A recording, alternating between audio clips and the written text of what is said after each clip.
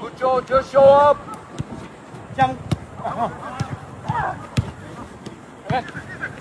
Out from there.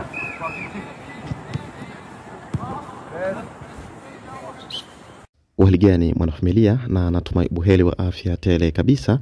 Basi kama ni mara yako ya kwanza kabisa kutembelea kwenye YouTube channel yetu, tukumbusha kwamba usisahau kusubscribe maneno mekundu yaliyoandikwa subscribe hapo chini ya video, ili uwe kwanza kabisa kupata habari zetu punde tunapokuwekea kunako YouTube channel yetu.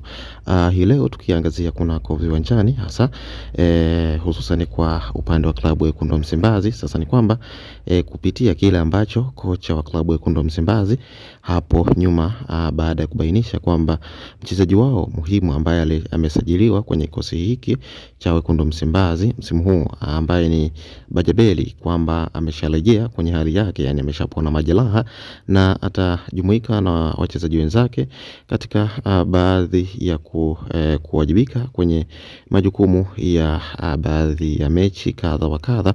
Sasa ni kwamba mchezaji huyo ni kwamba amesharejea na atatarajia kucheza kwenye mchezo dhidi ya JKT ambao unatarajiwa kuchezwa hii leo, na hii ni kutokana na kile ambacho kubainishwa kwamba mchezaji huyo tayari amesharejea kwenye hali yake ya kawaida na ameonekana na kikosi cha Wekundu wa Msimbazi, yani na wachezaji wenzake wakifanya tizi la mwisho kabisa kuelekea mchezo wao au kuelekea kwenye michezo kaza wa kaza ambayo wanatarajia kuicheza hivi karibuni. Kwa hiyo mchezaji huyo ameonekana kuwa fiti, naweza kusema kwamba fiti ya 100% kwa namna ambavyo walivyokuwa wanafanya maandalizi na wachezaji wenzake wa kikosi hicho, na inaeleza kuwa katika mechi za hivi karibuni ambazo zinatarajiwa kuchezwa ni kwamba kocha huyo yani kocha huyo wa Wekundu wa Msimbazi anatarajia kumweka katika kikosi cha kwanza mchezaji huyo Bajabeli, ili kujiweka fiti zaidi na kuwa miongoni mwa wachezaji ambao ni tegemezi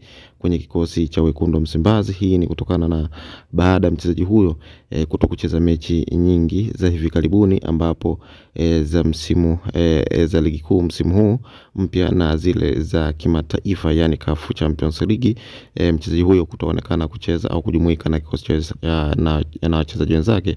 Sasa hatutarajii kumuona kwenye kikosi cha Wekundu wa Msimbazi kwenye mechi kadha wa kadha ambazo zinatarajiwa kuchezwa hivi karibuni.